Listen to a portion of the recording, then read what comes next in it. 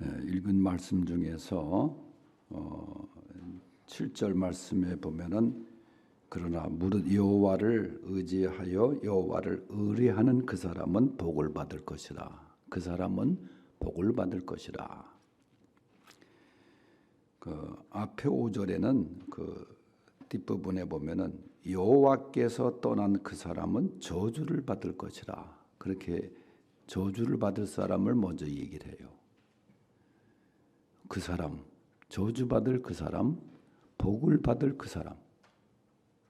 여러분 어떤 그 사람이 되고 싶어요? 뭐 당연히 복을 받을 그 사람이 되고 싶겠죠. 오늘 말씀에 보면 이렇게 두 사람을 비교해서 어떤 사람은 저주를 받고 또 어떤 사람은 복을 받고 그러면서 이 말씀을 하고 있는데 그 복을 받을 그 사람이 누구냐? 바로 이 자리에 앉아 있는 모든 우리 성도들이 바로 그 사람이 되어야 될 줄로 믿습니다. 어떤 사람이 복을 받느냐? 우리가 다 복 받기를 원하잖아요. 특별히 새해가 되면은 말씀드렸지만 다 새해 복 많이 받으세요 하지 않았습니까? 근데 우리가 인사도 참 좋은 인사예요. 복 많이 받으세요.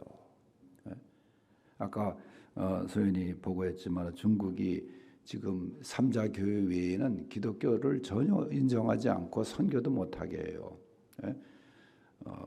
뭐 성경책도 어떤 때는 세간에서 압수하는 경우도 있고 하지만은 그 사람들이 복은 또 좋아해가지고 중국 사람들이 이 새해가 되면은 이 복복자를 전부 다 거꾸로 써가지고 거꾸로 붙여놔요. 집집마다. 근데 그건 또 알아요. 복은 하늘에서 주는 줄 아는데 그 하늘이 하나님이라고 생각하지는 않지 그들이. 다 복을 받기 원해요 그 사람들이. 팔자를 또 그렇게 좋아하고 서양 사람들이 7자 좋아하듯이 팔자를 그렇게 좋아해요 그 사람들이. 복 있는 숫자라고.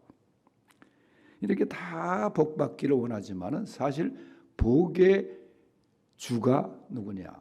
참 복이 무엇인가? 진정한 복이 무엇인가? 그건 하나님이 주시는 복이에요. 하나님이 주시는 복. 그래서 하나님께 복을 받을 그 사람, 오늘 그 말씀이에요. 그러면 어떤 그 사람이 되어야 되느냐? 첫째는 여호와께 마음이 있어야 된다. 그러면 반대는 뭐냐? 여호와께 떠난 사람은 저주를 받을 것이니라 그 사람이 되는 거예요. 근데 여호와께 마음이 있는 사람, 하나님 안에 있는 사람, 복 있는 사람이에요. 그게 5절 말씀입니다. 다 같이 시작. 여호와께서 이와 같이 말씀하시느니라 무릇 사람을 믿으며 육신으로 그의 힘을 삼고 마음이 여호와에게서 떠난 그 사람은 저주를 받을 것이라. 아멘. 여러분 러시아의 무노도스토옙스키가 말하기를 하나님을 등진 사람은 모든 것을 등진 사람이다. 그런 말을 한 적이 있어요. 여러분 하나님을 등지면 다 등지는 거예요. 하나님을 떠난 사람은 결국은 망하는 거예요. 구약 성경에 보면은 유대 민족, 하나님의 택한 민족이라고 하는 그 민족, 지금도 지금 전쟁을 한참 하고 있지 않습니까? 결국은 이삭과 이스마엘의 후손의 지금 싸움이 아닙니까? 지금 전쟁이 일어나고 중동에서. 그런데 이 이스라엘 민족의 역사를 보면은 하나님의 택한 백성이라 하나님을 믿어야 될 민족임에도 불구하고 그들이 하나님보다 아수르를 의지하고 애굽을 더 의지했던 그런 있어요. 인간을 의지하고 힘을 의지하고 세상을 의지하고 그래서 하나님과 멀어지는 거예요. 하나님께서 또 징계를 하시고 말이죠.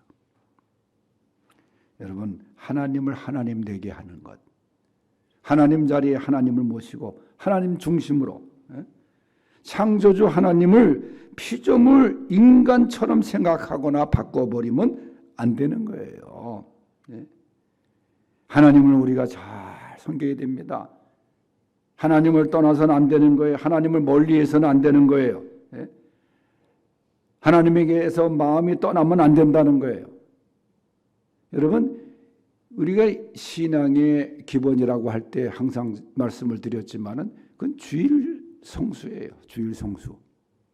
주일 예배, 이 주일 성수입니다.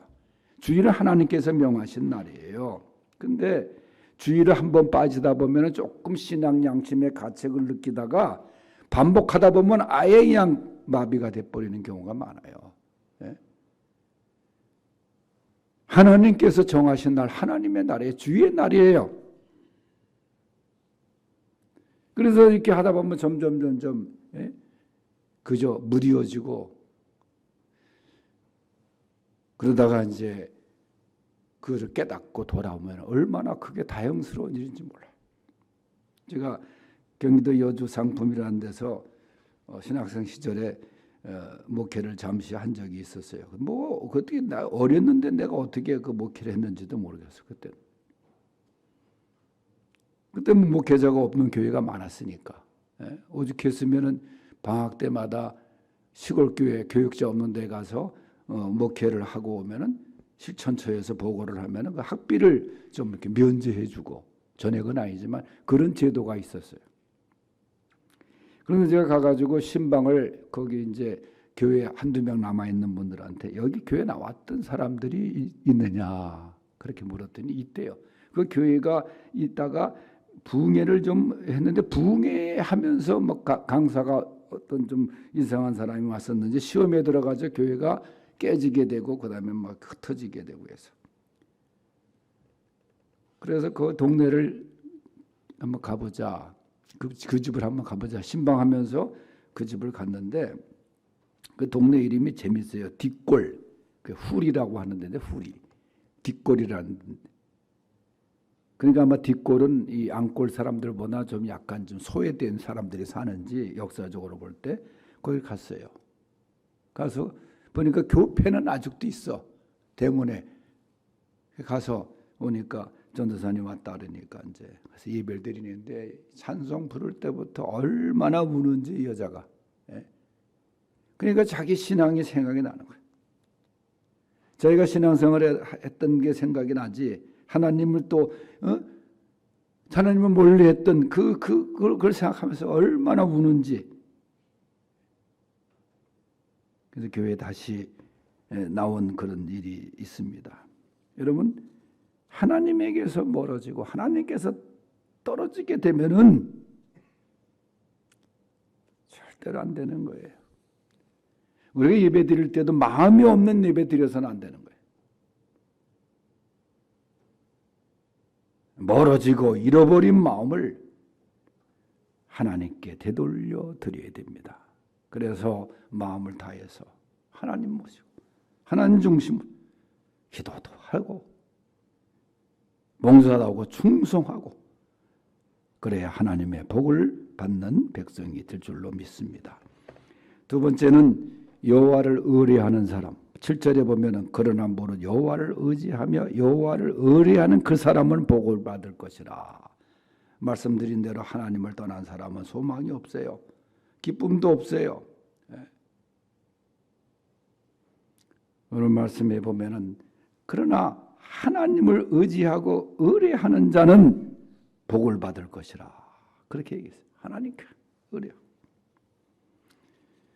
여러분 미국에서 그런 나무가 흔한데 뭐 자주 있는 건 아니고 제가 그 미국에 그 있는 제 친구 라스베가스에 있는 그 친구 강준수 목사가 이제 그게 설교를 하고 차를 타고 네바다 사막을 이제 통과해서 LA로 오는 길에 이제 그 나무들을 많이 봤는데 미국의 그 네바다 사막에 그 이 성장 습성이 아주 상이한 두 종류의 나무가 있어요. 한번 여러분께 보여드리면은 텀블위즈라는 나무고 조수아 트리입니다. 저 왼쪽에 나무고 오른쪽에 있는 나무예요. 저게 이제 라스베가스에서 그 LA로 올 때 그 양옆에 이 나무가 있는데 여러분 보실 때 저 누런 나무 저거는 촉촉한 것을 만나면 뿌리를 내리다가 또 습기가 없어지면 그다 뿌리가 포기했는지 그저 바람에 이렇게 뭉쳐가지고 날아다녀요. 저 나무는. 예? 그런데 여러분 오른쪽에 있는 그 여수와 나무라는 저 나무는 말이죠. 정반대예요. 촉박한 사방이지만은 그저 그 땅에 뿌리를 깊게 내리고 어떤 때는 뿌리가 11m까지 내려간다 그래요. 물을 찾아가지고. 그 1년에 한 3cm 정도 자랄까? 그런데 어떤 곳에 있는 것은 저 수백 년 된 나무도 있고 말이에요. 여러분 이 두 나무를 제가 보여드린 것은 얼마나 좀 척박한 현실입니까? 우리가 살아가는데. 그런데 우리에게는 저 조수와 토리처럼 정말 뿌리 깊은 하나님께 말씀의 뿌리를 내리고 믿음의 뿌리를 내리고 살아가야 되는 것이 우리가 살 길이고 복받을 그런 사람들이 되는 거예요. 그래서 가장 중요한 것은 말씀의 뿌리를 쭉 내리는 거예요. 성경을 작년에 한 해 동안 읽은 성도들의 명단을 또 오늘도 나왔습니다마는 우리가 예배를 드리고 말씀을 들을 때마다 은혜 받고 믿음이 또 성장하고 세상의 시험도 말씀으로 이기는 거예요. 예수님이 말씀으로 사탄을 물리치지 않았습니까? 그래서 믿음의 뿌리를 여호수아 나무처럼 쭉 내리고 말이죠. 흔들리지 않고 여호와 하나님을 의지함으로 그래서 복을 받는 그런 성도들이 되시기를 바랍니다. 마지막 한 말씀 드리면 셋째는 여호와께 심어진 사람, 그 사람이 복을 받습니다. 8절에 그는 물가에 심어진 나무가 그 뿌리를 강변에 뻗치고 더위가 올지라도 두려워하지 아니하며 그 잎이 청청하며 가무는 해에도 걱정이 없고 결실이 그치지 아니함 같으리라. 이 말씀과 유사한 말씀이 시편 1편 3절 아닙니까? 그는 시냇가에 심은 나무가 철을 따라 열매를 맺으며 그 잎사귀가 마르지 아니한 같으니 그가 하는 일이 다 형통하리로다. 여러분 물가에 심어진 나무, 사막에 심어진 나무, 모래밭에 심어진 나무가 아니에요. 물가에 심어진 나무는 더위가 와도 가뭄이 와도 청청하고 풍성한 열매를 맺는다는 거예요. 이게 바로 여호와께 심어진 사람, 하나님의 사람, 하나님이 붙들고 계시기 때문에 결코 망하지 않고 실패하지 않고 승리하게 된다는 그 말이에요. 여러분 나무는 유실수는 과실이 있어야 돼요. 결실이 없으면 그 나무의 존재 가치가 없습니다. 우리에게도 믿음 생활에 결실이 있어야 합니다. 중요한 것은 결실이 맺어지는 것은 내가 여호와께 심어져 있는가. 신앙의 현주소를 살펴보시기 바랍니다. 때로 목마르고 아프고 힘들다고 해도 여호와께 심겨진 사람 바로 결실을 맺게 될 줄로 믿습니다. 시편 37편 5절에 하나님의 인도하심을 받습니다. 그를 의지하면 이루어 주신다. 그래서 우리 모두 물가에 심어진 나무처럼 여호와께 심겨짐으로 시원함을 누리고 푸르름을 누리고 치료를 누리고 영생의 복을 누릴 수 있기를 축원합니다. 이제 말씀을 정리해요. 세상이 힘들고 어렵다고 해도 여호와께 마음을 두십시오. 여호와를 의지하십시오. 여호와께 심겨진 사람이 되십시오.